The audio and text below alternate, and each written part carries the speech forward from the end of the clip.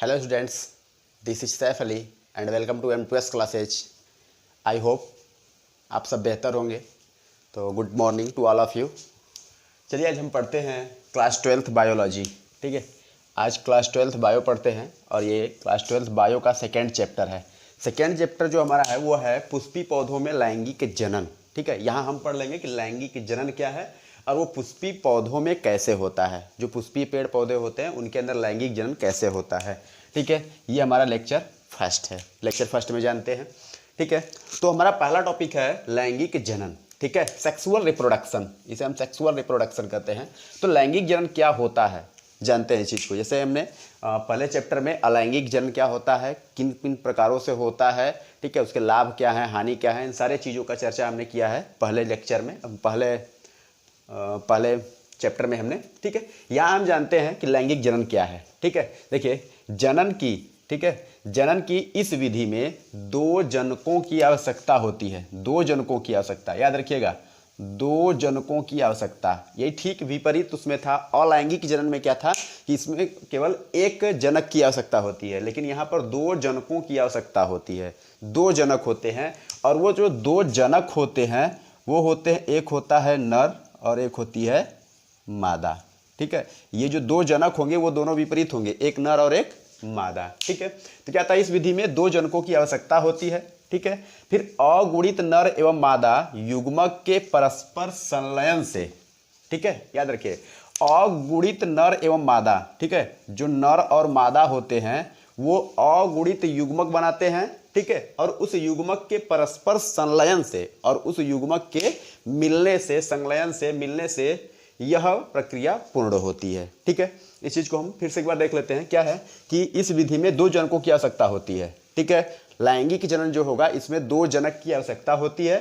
ठीक है, अगुणित नर एवं मादा युग्मक के परस्पर संलयन से, अगुणित नर और मादा के जो युग्मक होते हैं वो आपस में मिल करके, संलयन करके यह प्रक्रिया पूर्ण करते हैं। अब इस चीज को समझते हैं कि अगुणित नर और मादा के युग्मक हैं क्या। ठीक है, देखिए जैसे नर और मादा, ठीक है, तो जो नर है, ठीक है, नर के पास जो गुणसूत्र होते हैं, ठीक है, इनके होते हैं X और Y, और मादा के पास होते हैं X और X। ठीक है, तो अब तो ये इनके युग्मक बनेंगे। ठीक है, ये जो गुणसूत्र है इनका युग्मक बनेगा। तो युग्मक जो बनता है ये अर्धसूत्री विभाजन के द्वारा होता है। अर्धसूत्री विभाजन दो चरणों में होता है। इसमें गुणसूत्रों की संख्या आधी हो जाती है और दूसरे स्टेप में ये आपस में मिल करके अपनी संख्या को पूरा कर लेते हैं।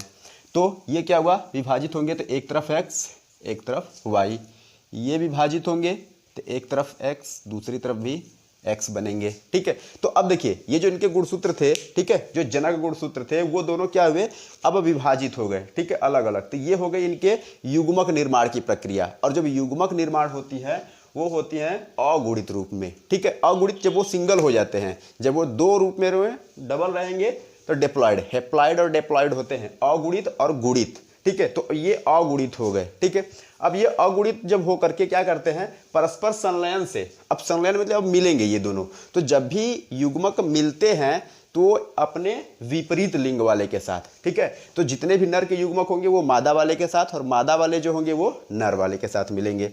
चलिए यहाँ देखते हैं, ये जो नर है इसके साथ मिलेगा तो ये बना दिया X और X। ठीक है, अब ये जो है इस वाले के साथ मिल गया, यहाँ भी बना दिया X और X। ठीक है, अब ये Y वाला जो है इसके साथ मिला, ये हो गया X और Y, और ये इसके साथ मिलेगा तो ये भी बन गया X और Y। ठीक है, ये प्रक्रिया हुई। तो अब देखिए ये संलयन करके, ठीक है, संलयन ये आपस में मिल गए। अब जब ये प्रक्रिया संपन्न होगी, ठीक है, तभी उनके अंदर जनन होगा। ठीक है, इसी प्रक्रिया को, हमें इसी चीज को देखो, अगुणित नर एवं मादा युग्मक के परस्पर संलयन। तो जो भी नर और मादा के युग्मक बनेंगे वो परस्पर आपस में मिल करके, वो संलयन करके, मिल करके जनन की प्रक्रिया को सफल बनाते हैं, जनन की प्रक्रिया संपन्न होती है। अब देखिए ये गुणित रूप में हो गए। ठीक है, ये भी गुणित रूप में है, ये भी गुणित रूप में है, ये भी गुणित। जब ये सिंगल रहेंगे तो इन्हें हम कहेंगे अगुणित रूप में। तो ये गुणित अगुणित हो जाते हैं, अलग अलग बढ़ जाते हैं, युग्मक का निर्माण कर लेते हैं, और ये युग्मक क्या होते हैं, अपने विपरीत लिंग वालों के साथ मिल जाते हैं, नर के मादा के साथ और मादा के नर के साथ। ठीक है, इस प्रक्रिया जब यहाँ तक कोई प्रक्रिया संपन्न होगी तो अब हम उसे कहेंगे लैंगिक जनन। ठीक है, आगे हम जानते हैं कि लैंगिक जनन की विशेषता। ठीक है। लैंगिक जनन की विशेषता, यह हम जानते हैं, इसकी विशेषता जानते हैं कि इनकी विशेषता क्या होती है। ठीक है, लैंगिक जनन की विशेषता क्या होती है। पहले नंबर पे विशेषता इनकी ये है कि इनमें 2 जनकों की आवश्यकता होती है। ठीक है, 2 जनकों की आवश्यकता होती है, 2 जनकों की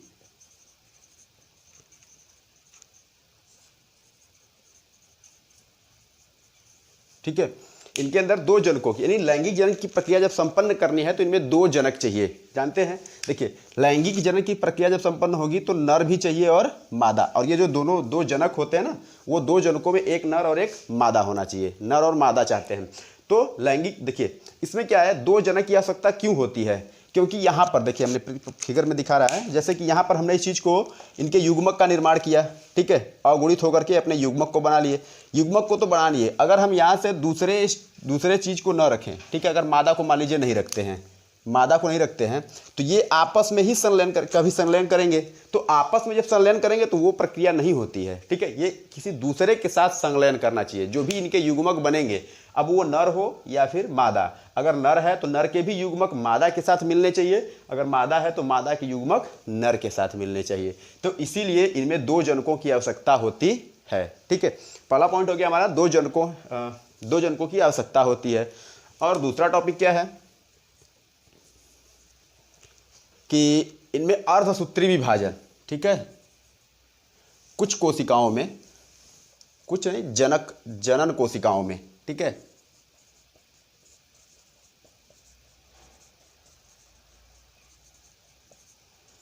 जनन कोशिकाओं में अर्धसूत्री विभाजन होता है।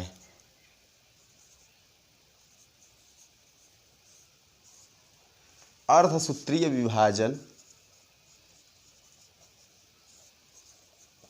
के द्वारा युग्मक बनते हैं। ठीक है, अर्धसूत्री विभाजन जब हो जाएगा तब युग्मक का निर्माण होता है।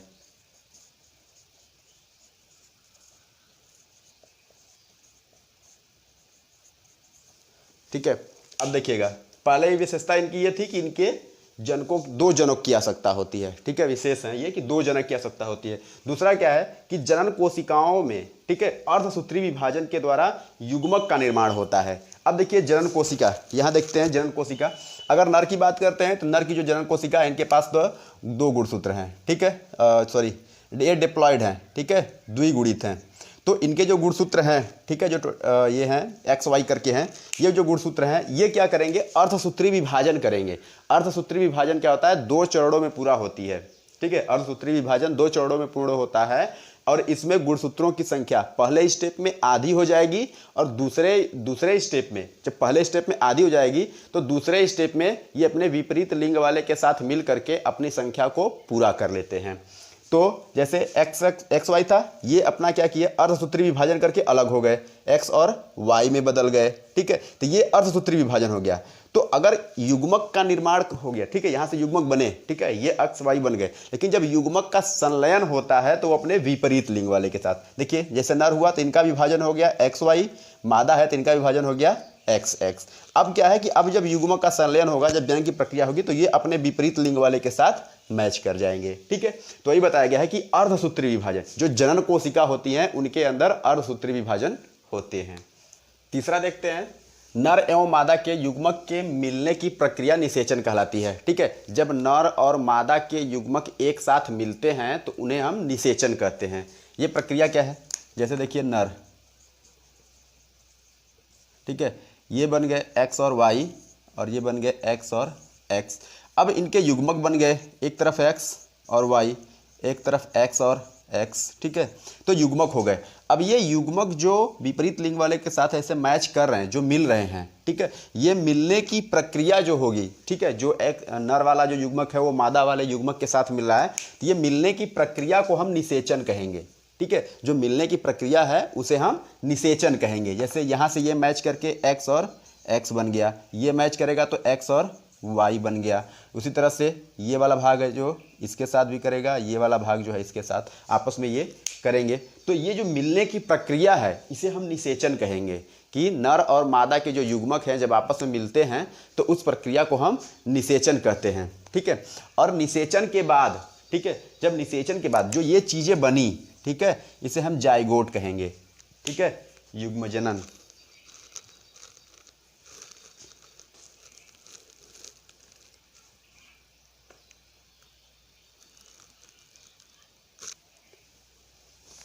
ठीक है, ये जो चीज़ें बन रही हैं इसके मिलने को हम कहेंगे युग्मनज।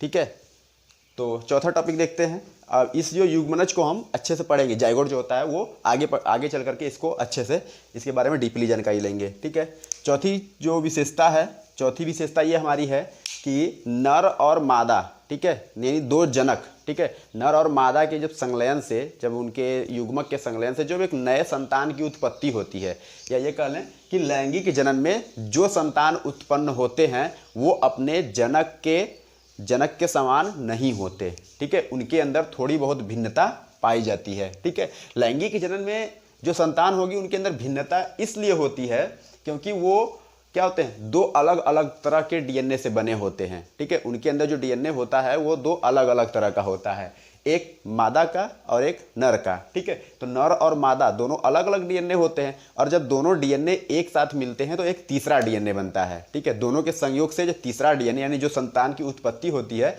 उसके डीएनए उन दोनों से थोड़े भिन्न होते हैं, मिलते जुलते रहेंगे लेकिन थोड़े भिन्न होते हैं। इसी वजह से उस संतान के अंदर थोड़ी बहुत भिन्नता पाई जाती है।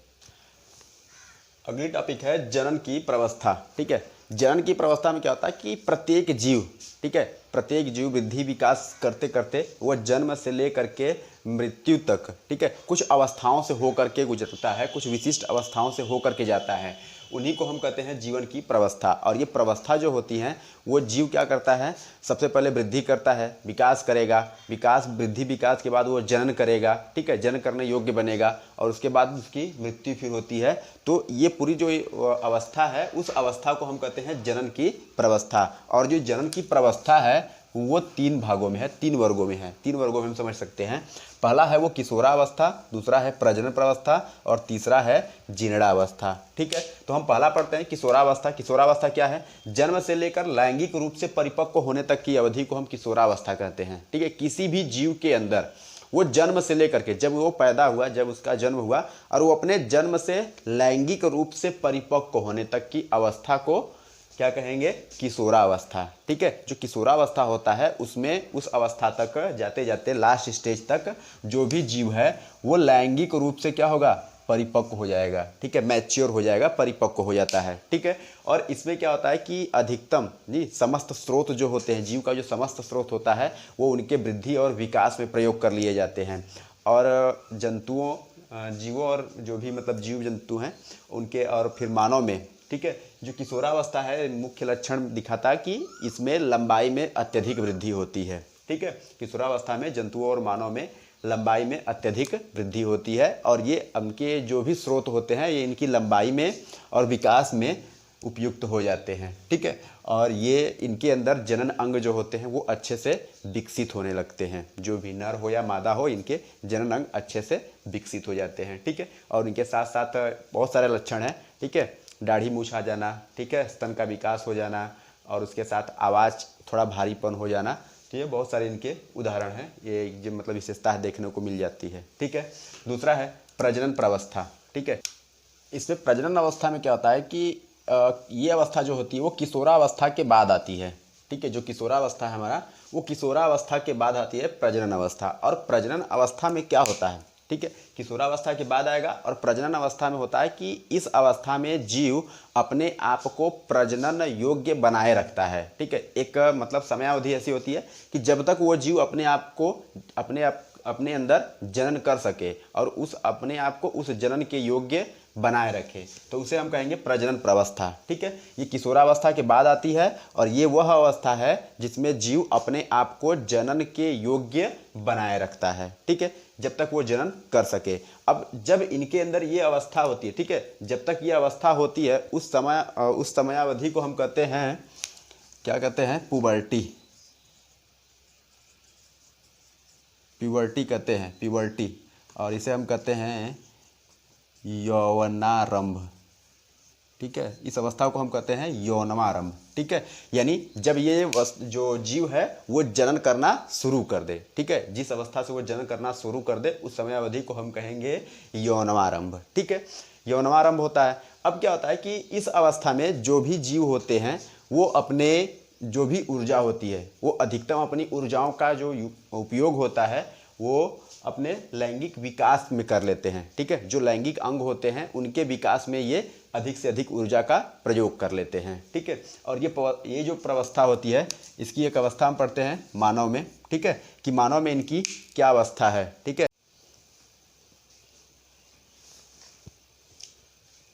तो प्रजनन अवस्था जो है वो क्या होती है, देखिए जंतुओं में क्या है, जंतु प्रजनन अवस्था में क्या होती है। इस प्रजनन अवस्था में क्या होता है, जरा बताया था कि मतलब जो प्रजनन की अवस्था होती है वो किन किन चरणों से जाती है, क्या क्या चीज़ें होती हैं, क्या क्या परिवर्तन होते रहते हैं। ठीक है, तो जंतु प्रजनन अवस्था में क्या होता है कि जो भी जंतु होते हैं, ठीक है, इस प्रजनन काल के आधार पर, ठीक है, जंतु प्रजनन अवस्था जो है इस प्रजनन काल के आधार पर जो भी जंतु हैं उनको 2 वर्गों में बांटा गया है। ठीक है, उनके प्रजनन समय के आधार पर 2 भागों में बांटा गया है।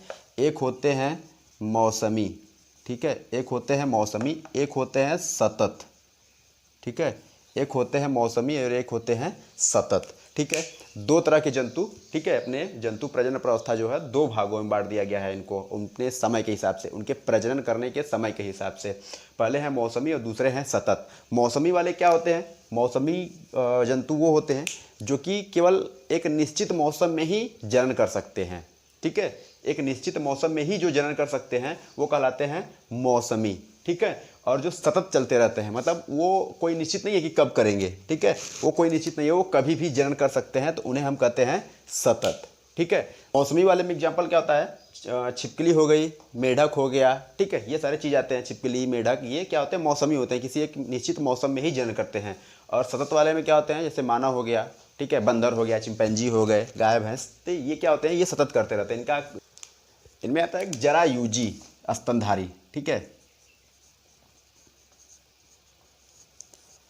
जरायुजी स्तनधारी होते हैं। जरायुजी स्तनधारी होते हैं, देखिए जरायुजी स्तनधारी में वे मादाएं आती हैं जो अपने शिशु का विकास, ठीक है, मतलब बच्चे के जन्म से पहले का जो विकास होता है वो उनके पेट में होता है, उनके अंदर होता है। ठीक है, जो भी सारा वृद्धि विकास सब होता है उनके अंदर होता है, तो उन स्तनधारियों को हम जरायुजी स्तनधारी कहते हैं। ठीक है, और इनके अंडाशय हो गया, नली स्राव जो हो गया, हार्मोन्स होते हैं, उन हार्मोन्स में इन सब के अंदर क्या होते हैं कि कुछ चक्रीय परिवर्तन होते रहते हैं। ठीक है, जो इनके अंडाशय हो गए या तो जो नलिकाएं होती हैं, नली स्राव जो होता है और हार्मोन्स होते हैं उनके अंदर चक्रीय परिवर्तन होते रहते हैं, और उन चक्रीय परिवर्तनों को हम 2 भागों में वर्गीकृत करते हैं। ठीक है, पहला टॉपिक है हमारा मध्य चक्र। ठीक है, मध्य चक्र में क्या है, मध्य चक्र होता है ये नॉन प्राइमेट स्तनधारी, ठीक है, नॉन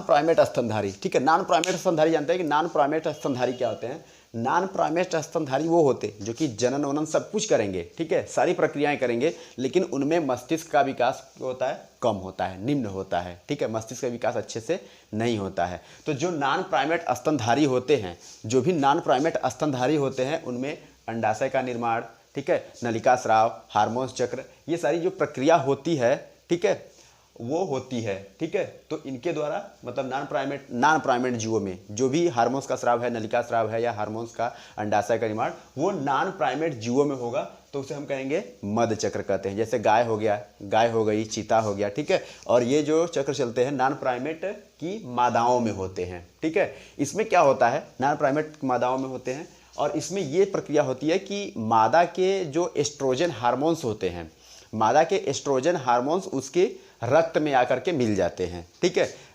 जब वो रक्त में आकर के मिल जाते हैं तो रक्त के मिलने से, ठीक है, उस मादा के अंदर संभोग करने की इच्छा जो होती है बढ़ जाती है। जैसे ही रक्त में आकर के एस्ट्रोजन हार्मोन्स मिलेगा तो उनके अंदर संभोग करने की इच्छा जो होती है वो बढ़ जाती है और वो जो नर होते हैं उनके संपर्क में आ जाती हैं। ठीक है, उनके संपर्क में आने लगते हैं।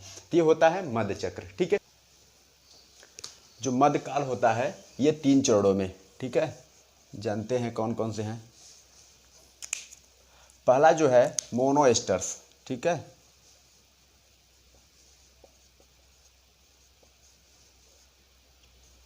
पहला जो है मोनोएस्टर्स, ठीक है, पहला मोनोएस्टर्स, दूसरा आता है बाई